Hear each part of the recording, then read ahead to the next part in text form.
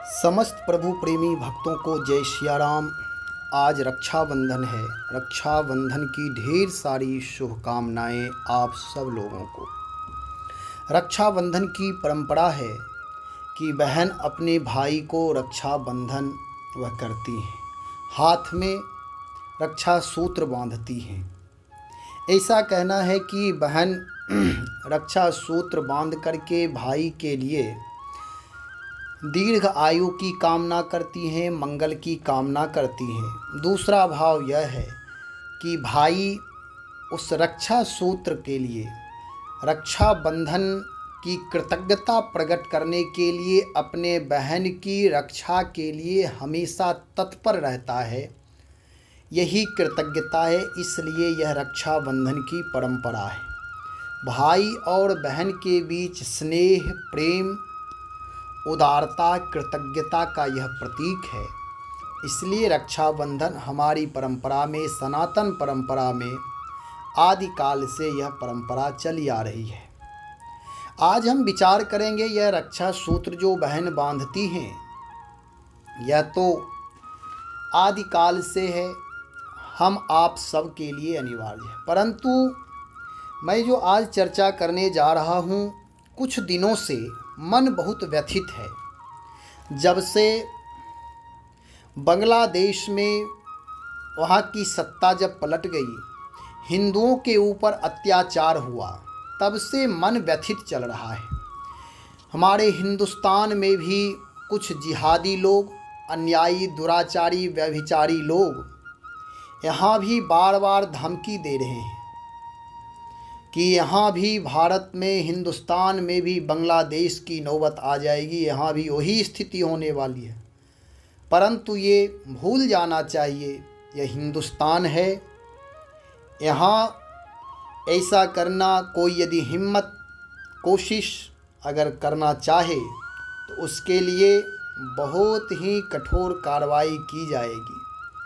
यह तो सरकार की ओर से अल्टीमेटम होता है, ठीक है।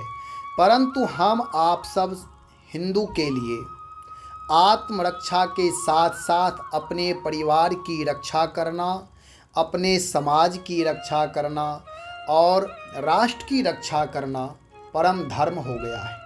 इस विषम परिस्थिति में इन दुराचारियों से निपटने की तैयारी हमारे आपके पास हमेशा होनी चाहिए। हम आप सब हिंदू हैं, धर्मात्मा हैं, अन्याय करना स्वीकार नहीं करते। अन्याय आप नहीं करते हैं, अच्छाई है, परंतु अन्यायी का विरोध करना ये भी परम धर्म है। यदि असहिष्णु बनकर के रहना, अन्याय के प्रति यदि हम सहिष्णु बन जाएं, अन्याय सहन करने लगे, तो यह भी पाप ही है। उस अन्यायी को बढ़ावा देना पाप है। इसलिए जितनी समर्थता है उतना विरोध करना ही चाहिए। कहने का तात्पर्य यह है कि जो वर्तमान की स्थिति है, मैं अपने हिंदू भाइयों के लिए, हिंदुस्तानियों के लिए, अपने समाज के लोगों के लिए कहना चाहता हूँ कि आत्मरक्षा के लिए आप कानून के दायरे में अपने पास अस्त्र शस्त्र भी रखें। अन्याय करना हमारा धर्म नहीं है, लेकिन अन्याय यदि कोई कर रहा है तो अन्यायियों से लड़ना और उनको दंड देना, यह मेरा परम धर्म है। यदि आप अन्यायियों से नहीं लड़ते तो हमारे आपके सामने हमारे घर की बहू बेटी को के साथ वह अन्याय करते हैं और वहाँ मेरा कुछ बस नहीं चलता है। इसके लिए एक दो काम तो अवश्य करें। जो हमारी आपसी मतभेद हैं, इसे भूलना पड़ेगा। जो जात में हम बटे हुए हैं, इसे भूलना पड़ेगा। आप मंदिर जाते हैं, मंदिर जाइए। गौशाला चलाते हैं, गौशाला चलाइए। आप नौकरी करते हैं, नौकरी करिए। सारे काम उत्तम हैं, लेकिन कुछ देर आप समय समाज के लिए भी निकालिए। जो आपसी मैत्री भाव पर विचार करिए कि यदि हमारे ऊपर विषम परिस्थिति, कोई विपत्ति आ जाती है तो उस विपत्ति से हम कैसे लड़ सकते हैं। यदि दुराचारी कोई हमारे ऊपर प्रहार कर रहा है तो हम कैसे बचेंगे। यह भी विचार करना चाहिए।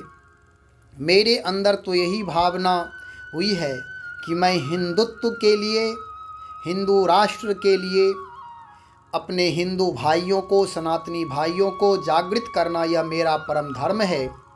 सन्यासी का धर्म यह होता है कि समाज में रहते हुए आसक्ति का परित्याग करके सही मार्ग का निर्देशन करना यह परम कर्तव्य होता है। इसलिए रक्षाबंधन के पावन पर्व पर हमारी बहनें भी रक्षक बने, वह ऐसी लड़ाई लड़ने की अपने अंदर हिम्मत भी रखें कि यदि कोई दुराचारी मुझे स्पर्श करने की चाह ना रखता है, यदि कोई दुराचारी मेरे ऊपर गलत दृष्टि रख रहा है तो उसे मैं स्वयं निपट लूँगी। इस प्रकार बहनों को भी यह विचार करना चाहिए और आत्मरक्षा के लिए उन्हें भी अस्त्र शस्त्र की प्रशिक्षण लेनी चाहिए। कराटे का प्रशिक्षण, डंडा चलाने का प्रशिक्षण, तलवार चलाने का प्रशिक्षण यह अनिवार्य है। इसलिए वर्तमान समय में आत्मरक्षा बहुत ही आवश्यक हो गया है। केवल भगवान के भरोसे, केवल सरकार के भरोसे, मंत्री मिनिस्टर के भरोसे बैठे रहना यह हमारी कायरता ही होगी। कोई किसी का नहीं होता है।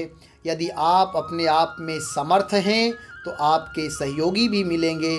यदि आप लाचार हैं, कमज़ोर हैं, बेचारा बने हुए हैं तो अपने लोग भी साथ नहीं देते हैं।